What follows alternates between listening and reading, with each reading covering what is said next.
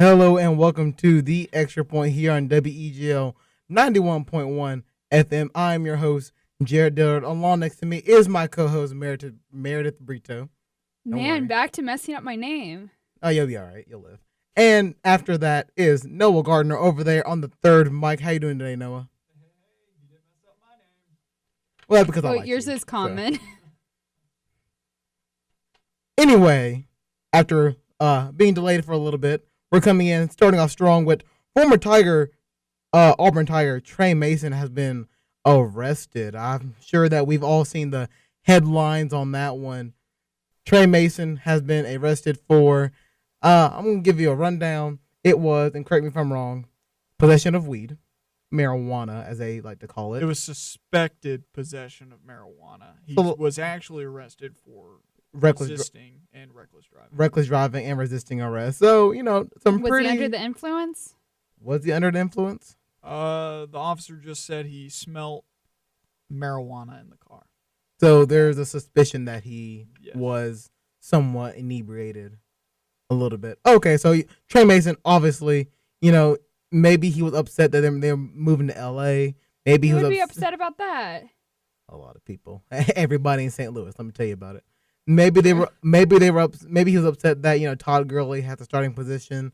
I don't know, but he did mess up a pretty good thing he had going in St. Louis, even if he was the backup. He sure did, but you know what? You could be a solid number two guy. We've seen some solid number two guys do pretty well. And I mean, if I were him, I'd bounce back from this, keep my nose clean, and hope the Rams keep him. I'm really disappointed in the guy. I thought he was a pretty upstanding individual. I know this is pretty much strike one. I remember earlier in the year he missed the team bus to get on the plane for a game that the Rams had. And so I guess you can maybe count this as strike two. It seems like his attitude's been going downhill since Todd Gurley has arrived. And I can sort of understand a little bit of a shot to his self-esteem, but he's a good quality running back, and I'm someone who firmly believes that he's got trade value for a team that wants a running back, and I think he can carry that team and have that role. So, I mean, this is a poor move on Trey Mason's part, and I'm really disappointed in it for it. And it's just kind of showcasing that the NFL's, I think, they have gotten a lot of discipline, mistakes wrong, like all of that, all the cases, they've gotten a lot of them wrong, and I think they're trying to start getting them right. In this situation, I'm interested to see how they broach this, at least the Rams, and how they go about disciplining Trey Mason. But this is another problem in NFL that not a lot of people talk about. Like, drugs is a big deal. It is. And there are a lot of athletes getting involved in drugs and other crimes and felons that aren't even being brought up as a major issue. And this is actually probably what a lot of athletes in the NFL are being arrested for, on average. Well, one thing I believe is I think a lot of players think that since marijuana is legal in some states now, that maybe shouldn't be as big of a concern, but it's still against league policies, and you shouldn't smoke it. You shouldn't do anything with it. Just stay away from it. Keep your nose clean and keep your job. And with that, we're going to move on to our second topic.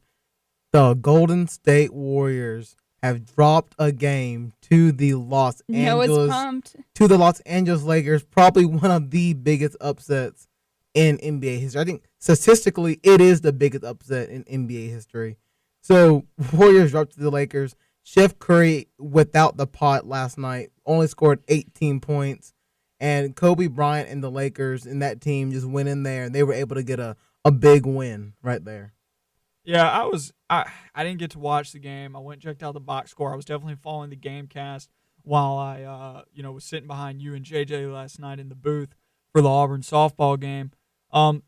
There was a stat out there, Golden State going, I think, 4 for 30 from three. That's just not Golden State basketball, so maybe the Lakers got a pass there. But, in the previous show on WGL, the fast break, Ryan Lavoie said it best. It was just one of those nights where you're like, where was this in the other 56 games of the season, or the other 60-something games of the season for the Lakers? Just poor defense all around throughout the season for the Lakers, and they've always had an offense this year, and it paid off last night with the help of some poor shooting on Golden State. Yes, but one of the things that I've always come to learn in sports is sometimes a really good team will just have a really off night, and then an average team will really look good off of that, because we look at Golden State, and Golden State is arguably the best team, and a lot of people have really compared them to the Bulls at their peak. So sometimes just a mediocre team can benefit from this. We've seen this when the Carolina Panthers were undefeated and the Falcons beat them, and some people thought the Falcons looked decent. I know. I was just pulling out a recent example. But the Falcons still aren't the best team, and the Panthers are still obviously better, but the Panthers just didn't come prepared that day. So I think Golden State can come back from this and bounce back and be back to their normal selves. Noah? And here's another interesting fact. I said a couple of weeks ago on my own show, GH Sports, that I'm interested to think about when I'm going to start hating the Golden State Warriors for winning so much, because it's going to happen inevitably. And fans of the NBA, they're going to start hating the Warriors, okay? And because they're winning everything. People hate the Patriots for the same reason in the NFL, and people hated the Heat for probably similar reasons. They also don't like LeBron, but I found myself wanting Golden State to lose yesterday, not only because I'm a Lakers fan, but also because I don't want them to get the record. I think I finally came to the realization. I want them to try for the record. I don't want them to get the record. I don't think they will. I always kind of like the underdogs when it's not going up against my team. I just don't want – I want that Chicago team to be emblazoned as the example for the National Basketball Association, just because it's the best team of all time. And this Warriors team, I don't think would beat them. And I'm finding myself now starting to root against the Warriors in every game they play. And I think that's very interesting. Well, moving on from the Los Angeles Lakers to a player they may get in the NBA draft, or they're probably hoping, Ben Simmons was ruled ineligible for the Wooden Award. Now, the team hasn't said specifically, or they haven't really said specifically what the problem was, but we know it's an academic policy that he's not eligible for the Wooden Award, which the requirements is that you have at least a 2.0 GPA, which he's probably under that limit. So I just want to get your takes on that. I mean, I think you kind of, in order not to have a 2.0, I think you kind of have to try not to try in school, if that makes any sense at all. Because I think as long as you put in some effort, which, I mean, I know his time's taken up by basketball, but, just spend a good hour on your homework at least and study a little bit before a few of the tests. Well, you should have close or above a 2.0. I think it just comes back to the point that he's going to the NBA, so why even try? I mean, that's what we're getting to at this point. Yes, but I mean, to be ineligible for some awards, that doesn't make you look any better. Some teams probably want some guy that's able to have time management and be able to manage more than just basketball and play. But that comes down to the thing. In the NBA, you're just hooping. You ain't got to do no homework. I mean, okay, you can study plays, but that's NBA basketball. No, but they're not looking for somebody who has a 2.0. They wouldn't care if he had a 1.8 GPA. Well, I don't think Ben Simmons would have won this award anyway. Ooh. At least in my mind. Here's the thing: Ben Simmons is the best pro prospect out there. His game is gonna translate the best to the NBA out of all the guys currently in this draft class, hands down. He's got the size, the intangibles. He's got the IQ. He's a great basketball player. Don't get me wrong. I think he's second best to Buddy Hield, though, in college basketball. If we're looking at who's the best college basketball player, and I know it may be something hard to wrap your head around if you're thinking, oh, well, if Buddy Hield's the best in college basketball, wouldn't he be the best in the NBA? Not necessarily. I think what Buddy Hield has been able to do for Oklahoma this year has made him the best player in college basketball. I mean, he's phenomenal. The dude was shooting well above 40% from the three-point line early in the year. He's been the Steph Curry of college basketball. And so I think Buddy Hield would have been the guy. But more importantly, this kind of brings up one of those things that these athletes who know they're one and done don't care about school. That's true. Get rid of the rule for one and dones. Let them go out of high school, or they have to commit to 3 years at that university. I mean, for me, I just view this as maybe a little bit of laziness, just a little, because I mean, I sit next to a few athletes, and they're in my class like just about every day that they don't have a meet. So just Ben Simmons, just go to a few classes, try a little harder, learn from this. But he's probably going to enter the NBA after this year anyway. So just finish out this year, try and not have below a 2.0. Just try a little harder. Now, see, the next topic is Peyton Manning retiring. but we only have 2 minutes left, and that's going to be a topic that takes up so much time. Yes. So I was going to talk about Peyton Manning later in the show anyway, but I did want to bring this up. So I was reading the qualifications for the Wooden Award, and it was academic stuff, showing and there was some other stuff on there, and one of them was showing integrity on and off the court, and then it struck in my mind. Why the heck is Grayson Allen in the running for the Wooden Award after he tripped? Whoa. Yeah. Whoa. I went there. Whoa. That is not on the court integrity right now. Yeah, I went there. I'm calling no, that is a good point. Well, then how in the world did Jameis Winston win the Heisman Trophy Award? It's a popularity contest. I didn't say I approved of Jameis Winston winning it. I don't approve of And it. then again, that whole sexual Manziel. scandal went to court, and then they found no reason to. It was settled in court, Jared. Yes, but there's a settled. video There's a of difference. him stealing crab legs. He's Like, been you can't in deny trouble with that. the law many times, Jared. Other than that, I mean, there was also the time when he stood up in the student center of Florida State. I believe it was the student center, and started yelling profanities. I mean, this guy Yeah, is. that's Okay. Let's not deflect. That's not Let's not integrity. deflect. Let's not deflect what I said. Okay, Jameis Winston, and I thought you were gonna bring up Johnny Manziel because I would have laughed at you if you brought up Johnny Manziel. 'Cause I would have totally agreed with you on that one. I did. Anyway, I brought up Grayson Allen. So let's not deflect it. Why is Grayson Allen still in the running after what he's done? A little trip on the court. A little trip. Okay, how about two little? Jared, I got how an about important two question trips? for you. Yeah, I got an important okay. question for you. Do you like Christian Laettner? I seen the ESPN 30 for 30 documentary. I hate Christian Laettner. I have no opinion of Christian Laettner. Okay, look, it's basketball. Stuff like this happens. Yes, but I mean, But that's not when integrity. it comes to awards That's not integrity. that resemble you on and off the field, the court, whatever it may be in any sport, you kind of want to see the person that people love on both sides. Well, also, but Find like, a great player that's great in the community, maybe is a little bit better And- in school and- than people and- that and are the thing- ineligible. And the thing is, he is probably a good guy. He is most Yeah. likely a good guy. But that's not on the court integrity right yeah, now. but Grace, you can't prove that those trips were on purpose. Have you seen the Noah, look replays? me in my pupils and say that one more time. You can't tell me that you can prove that those trips were on purpose. That second one was. First one, debatable. Second one definitely was. Even when the ACC had to jump in and be like, okay, look, stop it. Even if you believe it was on purpose, that can't be considered something that doesn't have integrity because you are unable to No. prove it to I be mean- true. No, that's just playing around the words at that point. I mean, to me, if something happens more than once, maybe twice, I think it becomes an intentional and a sportsmanship problem. That's just me. Like, you look at Ndamukong Suh, and he's had so many rough things that he's done. It becomes intentional after a while, and it's hard not to blame them. Hey, he still wins awards, even though they're infamous awards. Okay, like I most know hated we're player having. in I the know. league. Look, I know we're having a good debate about this, but we got to take a quick commercial break, and when we come back, talk about Chase Utley and your boy Robert Griffin III. You listen to the Extra Point here on WEGL 91.1 FM.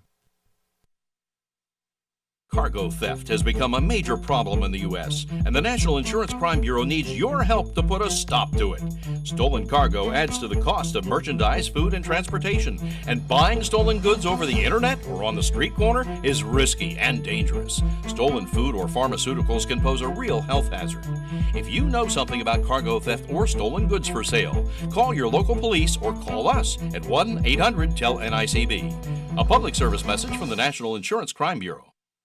And welcome back to the Extra Point here on WEGL 91.1 FM. I'm your host, Jared Diller, alongside me, my co-host, Meredith Brito, and Noah. If he decides to jump back on the mic, he's still deciding over there. Mr. Noah Gardner, the The host always of... welcome Noah Gardner. I'm a little perturbed, to be honest. There's Okay, been you're some using big frustrating- words. I don't want my viewers or listeners to have to pull out a dictionary, okay? Well, they call me the Ocho. We call him the Ocho now. Yes. I don't okay. understand that joke.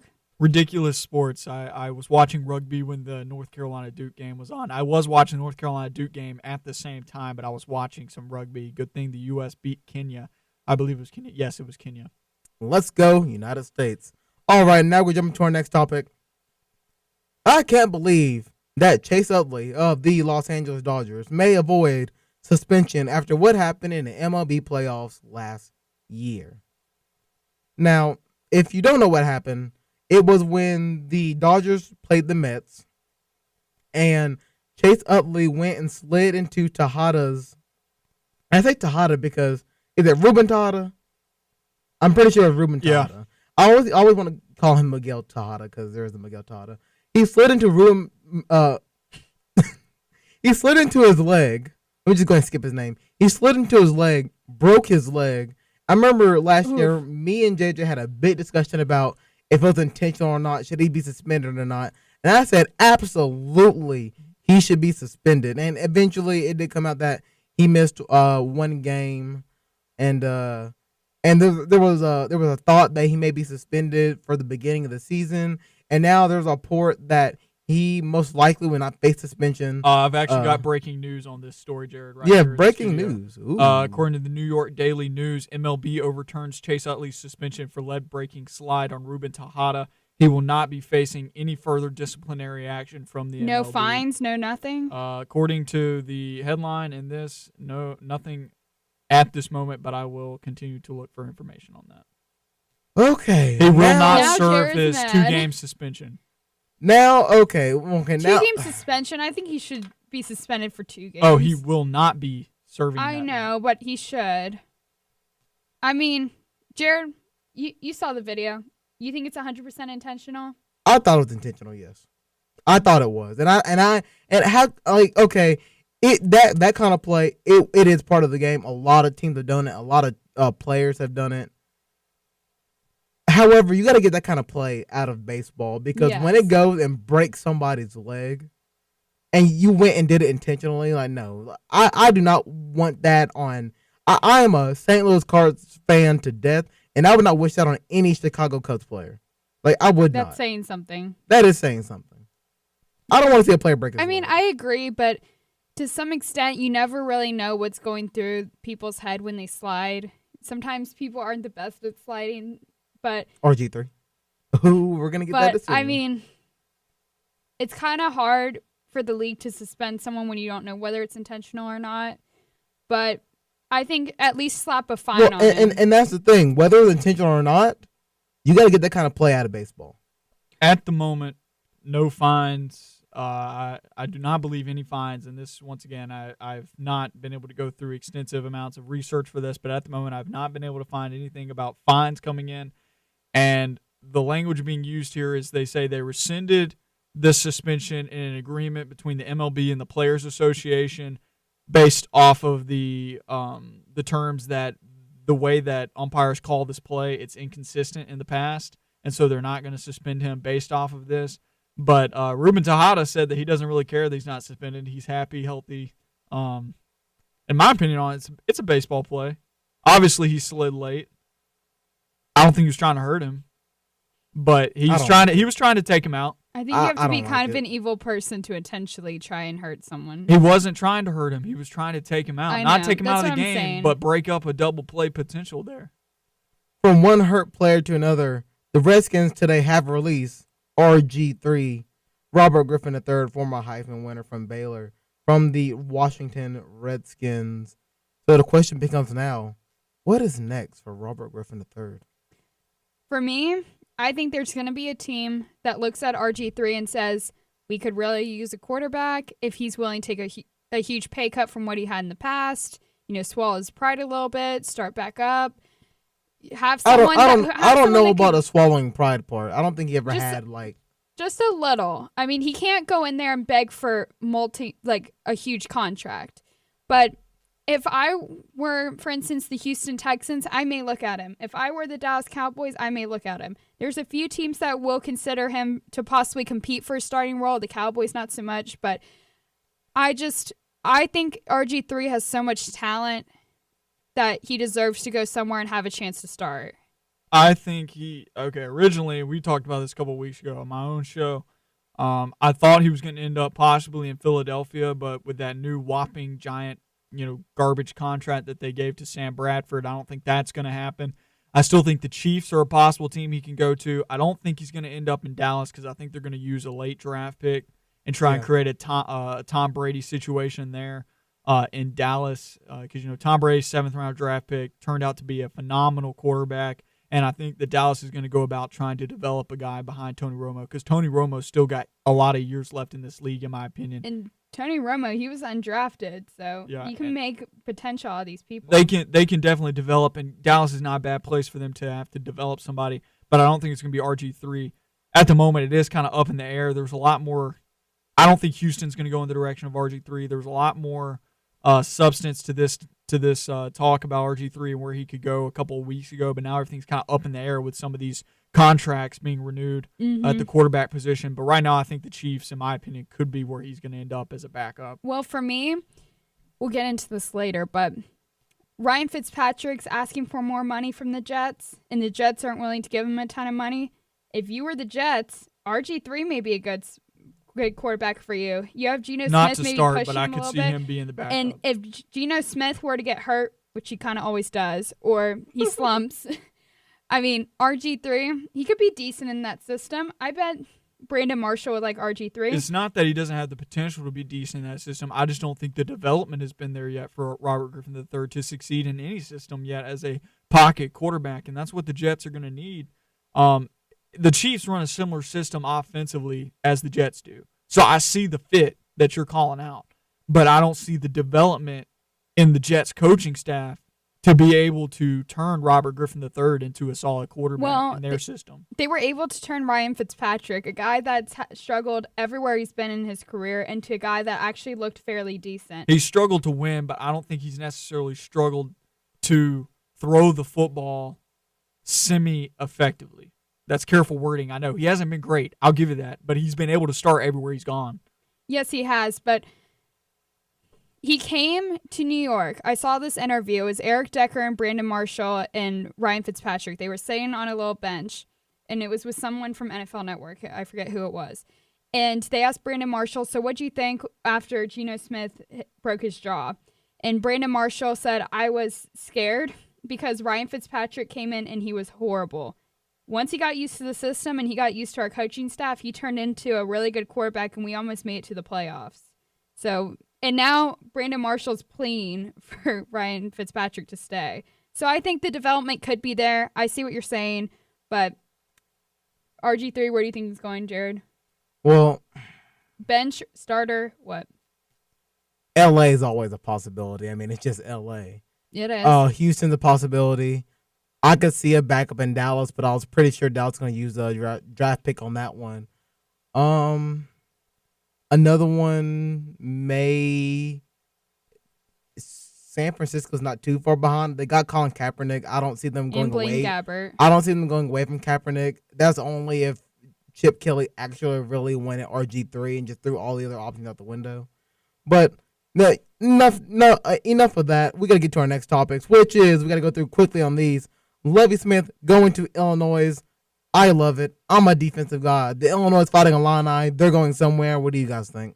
I think so too. And I mean, someone mentioned this earlier. That this is Lovie's really first chance at being a coach in college, and I think Lovie, he was never a terrible coach in my opinion in the pros. So I think he'll be a really decent coach coming into Illinois.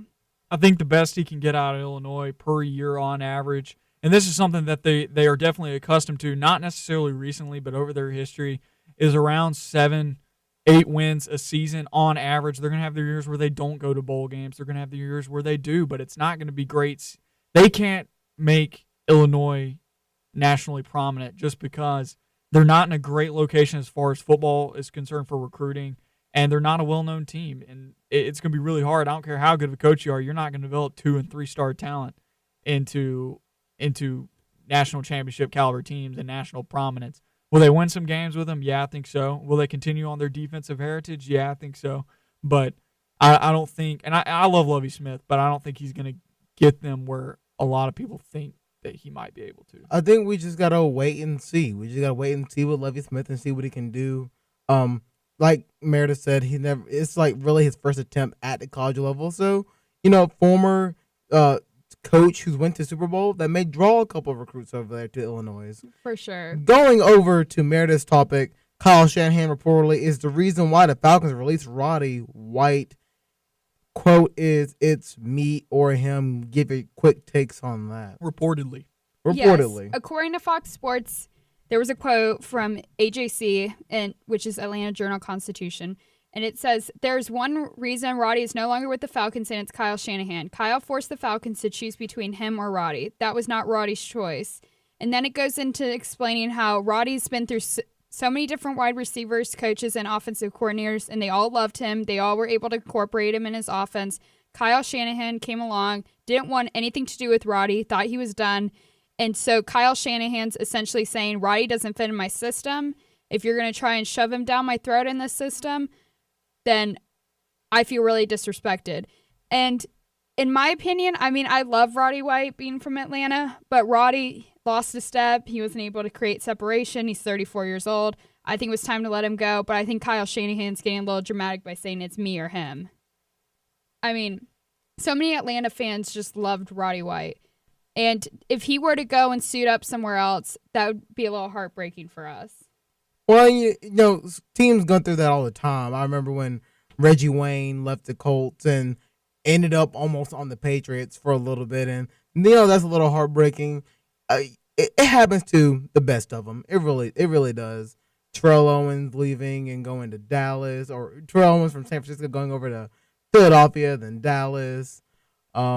Brandon Marshall leaving Chicago, going other places. Like, it happens all the time. See, Jared, you're naming all these mostly recent players. I mean, Terrell Owens still in the 2000s, and I think there's a breadth, like this culture of disloyalty in like all jobs across the nation, not just sports, but we're seeing in sports here of no loyalty. Like Roddy White, 10 plus seasons with the Falcons, and he's gone just like that, and he could still play. Shanahan, like, you don't want to disrespect Shanahan. I understand why. Don't try and explain to me why they cut Roddy White. I understand why they cut Roddy White. I hate when people use that as like an argument, but you got to respect people, and there's just no respect anymore in sports. I mean, Lakers keeping Kobe Bryant, like that is a classy move, and you just don't see that much anymore. And one thing that disrespected Roddy White, in my opinion, was for the longest time, Roddy White was the number one receiver. Julio came in, understandably, he became the number two. And then Kyle Shanahan comes, and Roddy becomes your number 3 or your number 4. And I'm just like, this talent's going to waste. So, I mean, to make Roddy White your number 3 receiver, that's kind of disrespectful to Roddy. I understand why he's upset. And I can see a little bit of the anger behind that, but we have to go to a quick commercial break. And when we come back, we're finally going to talk about my boy, Peyton Manning. Listen to the Extra Point here on WEGL 91.1 FM. It may be hard to believe, but people just like you are already saving money. FeedThePig.org makes it easy. Their simple savings plan teaches you how to start saving without going overboard, so you don't need to mooch off your friends. You gonna finish that grape? You mean the one in my mouth? You don't need to stop buying the necessities. What you're smelling is a natural musk. Ew. You don't need to be a medical test subject. How do you feel? Mostly okay. Sometimes, though. You don't need to get a second job as a stuntman. We need a new stuntman. Let's break for lunch. You just need an internet connection. Don't get left behind. Start your personal savings plan with the tips and tools on feedthepig.org. That way, you don't need to sell your soul to the devil. $15 is the best I can do. All right, deal. Brought to you by the American Institute of CPAs and the Ad Council. One day, I'll teach chemistry to kids. I'm going to be an architect. My dream is to be a chef. At the U.S. Department of Education's Office of Federal Student Aid, we provide more than $150 billion each year in grants, loans, and work-study funds, making higher education possible for anyone at any stage of life. I can go back to college. I can change careers. I can make a difference. Federal Student Aid, proud sponsor of the American Mind. Learn more about money for college at studentaid.gov. And welcome back to the Extra Point here on WEGL 91.1 FM. I'm your host, Jared Dillard, alongside me, my co-host, Meredith Brito. And guess what? Noah Gardner, Stretch, as we call him sometimes in the studio. The Ocho. The Ocho now. Ocho Cinco. He has like 38 nicknames, so it's okay. Yeah. It's still on mic number 3. And the next story we're going to get into, finally, after we pushed it back for the show, Peyton Manning has retired today. I remember we sat in the studio today, watched the press conference. It was a little bit teary-eyed, especially for me being a Colts fan. Hard to see him go, but it's so good to see him go out on top. Of course, there was a couple of Patriot fans there, and they were just talking about Tom Brady, But they always do. That's fine. That's fine. Peyton Manning, he's had his days. So a good question that's popped up, and I'm not sure where I fall on this question, but some people would like to know how much did the HGH scandal and the sexual assault stuff at Tennessee play into Peyton's decisions. I don't think it did as much because I think he knew his body was degenerating. Mm-hmm. But let's put it on record that I think I think the HGH one is just blatantly false for me. And secondly, the sexual assault one is that one's a little bit tougher because I kind of just want to let that one play out in the system. For me, I mean, the HGH thing, I think it's a possibility. I mean, I think it's really hard for us growing up with Peyton Manning thinking he could do any wrong. But, his body was degenerating. And for him to have any shot, maybe he thought if he took a little bit of HGH, that would help him out. But, I mean, Peyton Manning, I think it does play into it a little bit. But I think the biggest factor was the fact that he just couldn't throw the ball like he used to. The Broncos may not have re-signed him if he wanted to come back. Just those were probably the most important factors, but being heckled with this probably was part of it too. Leaving out on top, not having anything confirmed or denied at this point, that probably makes it a little sweeter to retire at this point. And I've been harsh on Peyton Manning recently. Yes. Because of the things that have came out. I got a lot of respect for the guy when he's playing football. I don't know necessarily where it's at anymore for off the field, just kind of the stuff I've heard recently. But what's in the past is in the past. And what has been one of the greatest quarterbacks of all time, probably he's definitely in my top 3. I'm not going to put him at number 1, but he's my 3rd best of all time. Just left the game. And it really touched me today, especially when he said, "God bless football." That resonated something special as his last words. And I think that's really great that those were his last words. Now, to answer your question, how much did it play into it? Maybe a little bit of everything probably did. His body, his family. I think he wanted to come back secretly, because why not? Brett Favre came back a lot, almost got destroyed when he played, but never say never. Yeah, I mean, Peyton Manning's not coming back. No. Did it play in a little bit? Probably, but Peyton Manning's a good old country boy. He doesn't care about what other people are saying about him. He's just out there. He's always been doing what he does, throughout his career. And I think that he went out on his own terms, and it wasn't because of what other people were saying about him. Thank you, Peyton Manning, for bringing a Super Bowl to the great city of Indianapolis and all their fans. And thank you for beating the Carolina Panthers so I did not have to hear J.J. Jackson's mouth if they would have won. You made my day so much easier for that Monday. But now, moving on to Meredith's topic in the last three-point shoot-around, Maria Sharapova today in a news conference announced that she failed a drug test. Meredith, take it over. Well, yes, according to CNN, she failed a drug test at the Australian Open in January. And essentially, she was banned for a substance called meldonium, which I researched this a little bit, and apparently it helps with your exercise capacity as far as your heart goes. And it's legal in Russia, which is where she was born, but it's not legal as far as the anti-doping agency for tennis. So, I mean, for me, is this considered a steroid? Probably not in the same category because, performance enhancing. Yeah. It'll possibly a PED. I think it would fall under PED in this situation. If it's expanding your ability to play, then yes, it will be performance enhancing. Well, it didn't help her that much because she couldn't beat Serena Williams. Hey, that's exactly what it's saying. It said the failed drug test came right after she lost to Serena Williams. I mean, if I was Maria Sharapova, she probably thought she needed the upper hand on Serena. She loses to Serena all the time on the big stage. She probably just was told by someone from her home country that there was this substance that might help her, and she probably didn't realize that it was illegal. Well, I want to know where she trains at, because athletes typically have a place where they train. Now, the interesting thing is, wasn't Russia just recently sanctioned by the Olympic Committee because they found out that one of their teams were illegally taking drugs? I mean, taking performance-enhancing drugs. It's the athlete's job to know the rules. I think she's was one of at fault here, hands down. Oh yeah, it is her fault because I highly doubt she didn't know. But I am curious to know where she trains at, because if it's legal there and she doesn't know the rules, then that may be why it cropped up in her system. But nonetheless, the athlete needs to know the rules in all cases when it comes to sports, and if they're doing PEDs or anything like that, it's their job to know and then not do it. And so that's just kind of case closed. I'm just closing the book on that. Like I said, I just think it was her trainer or whoever telling her, like, hey, you've always lost to Serena Williams. You need to do something to get a little better. You train really hard. What is it? And maybe it's your exercise capacity, so here's this.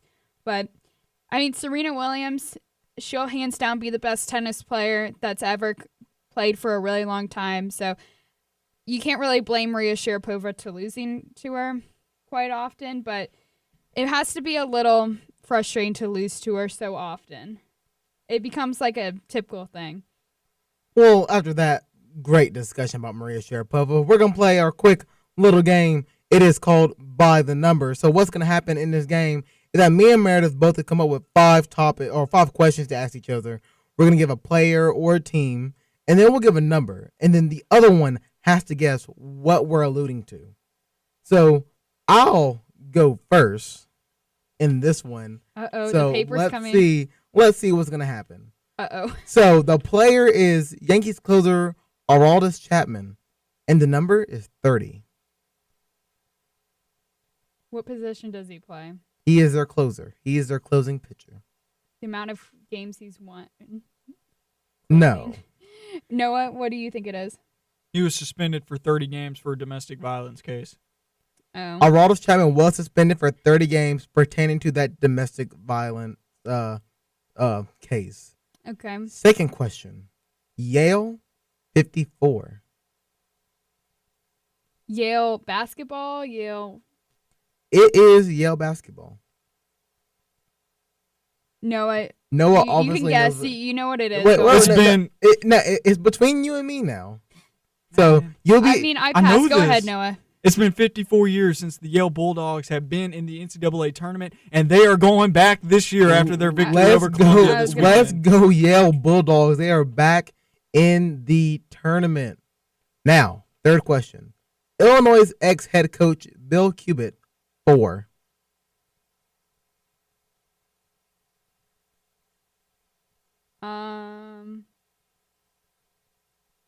Man, I'm just off today. Oh, Noah, he seems to know it. Was he there for 4 years? No. Illinois' ex-coach Bill Cubitt. Suspended for 4 games? No. Remember, he's the ex-coach, and what did we talk about? Games? What did we talk about earlier? Lovie Smith just got hired. Yeah. Bill Cubitt, 4 conference games or something like that. Bill Cubitt was the interim head coach for Illinois. Yep. Signed a 2-year contract, and then was released 4 months later into that contract for Illinois to pick up Lovie Smith. Oh, okay. That's a good one, Jared. That is a good one. North Carolina Tar Heels won. The number 1. Well, I know they beat Duke. They did beat Duke. It wasn't by 1 point. It was not. Did they go up in the rankings to number 1?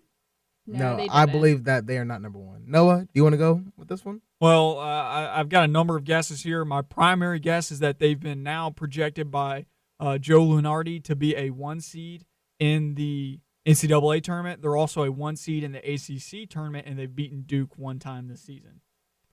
Well, I mean, you batted around that one. My number 1 was North Carolina Tar Heels, and that they are the ACC regular season champions for this year. But how is that 1? Because they're number 1. Oh. Wow. You would do that. And that technically is the ACC tournament 1 seed, so. Technically. So I'm right. So, Meredith, Meredith's got 4 points today because of me, or 3 points because of me. I feel like I'm in Are You Smarter Than a Fifth Grader, and I use the cheat every time. You are currently 0 for 4 going into your last question, which is the Lakers, and the number is .727. I'm going to tell you are Shot percentage? not going to get this now. It has to do with the Lakers? Yes. In The their Los game? Angeles Lakers. Go ahead. That is. I don't even know this. That is a differential in win percentage between the Golden State Warriors and the LA Lakers, which comes out to the biggest upset in NBA history. Ooh. That was the differential between their win percentages. That is a big percentage. Yeah, 0.727. I was never going to get that. You're right. All right. So, Meredith, you went 0 for 5 on the day. No, she got 3 right because of me. Yeah, I used the cheat. But Jared, you can use me as well, so we'll see what happens. Okay. Oh, I don't know Lord. about that because you were there when I was making these topics. Well, we'll see. Okay. She's over Number 5. 6. I know y'all never get this. Number 6, and it has to do with golf. And Hold on, I've got this. The Scott guy was 6 under par this weekend in his tournament. no, Man, but it does have to do with Adam Scott. I don't know. Does he have 6 wins in his major league career? No, You got to give it to us. he is up in the rankings, and now he is number 6 after winning back-to-back PGA tournaments. I mean, we were never going to get that. I know. Good All right. Lord. Number 4, and it has to do with a free agent, RG3. Is He's gonna that change his number to number 4 because he's shamed? No, that'd be good. Is that the number of years RG3 spent with the Washington Redskins? No, He's having a child and he's going to name it Robert Griffin IV. no. That was actually a pretty good guess. That was actually a pretty good guess. I gotta give you that one. The number 4, is that the number of years he's looking for in a new contract? No. He had 4 touchdowns in 2014. The last season he had a snap. And how many games did he play in 2014? To 9? Yeah, you're actually right. Boom! Okay, so you're 1 for 3. The number 506, and it has to do with the Falcons. 506. The number of times they disappointed you on a Sunday? Close, but no. I'm gonna go, 506? I'm gonna go. That's how many passing yards Roddy White, or not passing yards, receiving yards Roddy White had. That this is season. true. Yep. And how many receptions? That I don't know off the top of my head. I'm gonna guess it's in 72. the 50s. Or no, not the 50s. I'm gonna go with it's in the. Ooh, I'm gonna go within the 40s. 43. I was close. Okay. Yeah, that's 2 for Last Jared. one. 431. And it has to do with UGA. Georgia 431? That's a highway in Smith Station, like 431. Like Think about what happened recently. University of Georgia women's basketball, men's basketball? No, football. Football 431? What happened recently? I don't even know. The combine.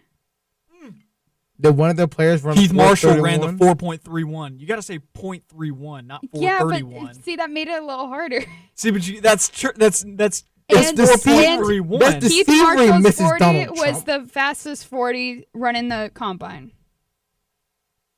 Well, I just want to point out that I got one by myself. Wait, what did you just say? Did you say that was the fastest 40? Yep. Chris Johnson's was. The No, fastest. no, this year. Okay, yes, it No, was his this was like year. 4.24. And also right? Bo Jackson's, We're not I gonna guess get slightly there. unofficial time. is Bo Jackson's 4.12. Noah's idol for those of you that don't He know. ran a 4.1240. He's everyone's idol. Okay, well, we'll go to a quick commercial break and we'll come back with our finish with our extra points. You're listening to the Extra Point here on WEGO 91.1 FM. I chose open adoption. My mom got mad at me. We adopt people into our family, but we don't adopt out of our family.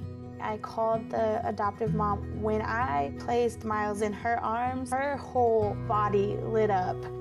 In the end, everybody came together. My mom told me that I'm the strongest person she knows. For more information, visit ichooseadoption.org. I'm Melinda, and I chose adoption. And welcome back to the Extra Point here on WEG on 91.1 FM. I'm your host, Jared Dillard, alongside me, my co-host, Meredith Brito, and Noah Garner is still on the third mic, holding it down over there. I just want to clarify that I did win that last game because I am amazing. Well, you had a lot of help, Jared. Hey, I answered. We both did, actually. I answered Thank one. I got more own. questions right than all of you did. Noah did know more. The uncontested champion here on whatever the show's name is. The Extra Point. I know what the name is. Get out I'm of just here. messing around. Ow, I know what the name is. You're I'm on the just messing show around. almost every week now, and you forget the name? I did not Ouch. forget the name. I was just. And we're about to go into our topic, the being a extra jerk. point. This is the Extra Point where we're bringing to the table our most personal topic. And for me, this one is, how much do universities really care about an athlete's education? And I say that, and this is going back to the Ben Simmons thing, and this is going back to the University of North Carolina scandal with a lot of their athletes, that sometimes schools don't really care about whether these athletes get a good education or not. They just want to win. They want to get those big rings. I think that's kind of wrong, but I No, kind of no, understand. I mean, in my opinion, I understand as far as basketball because a lot of them leave after the first year if they do really well, and so that's what they're focusing on most of the time. But I think it's kind of important to get a good education in case you have a season-ending injury or anything like that.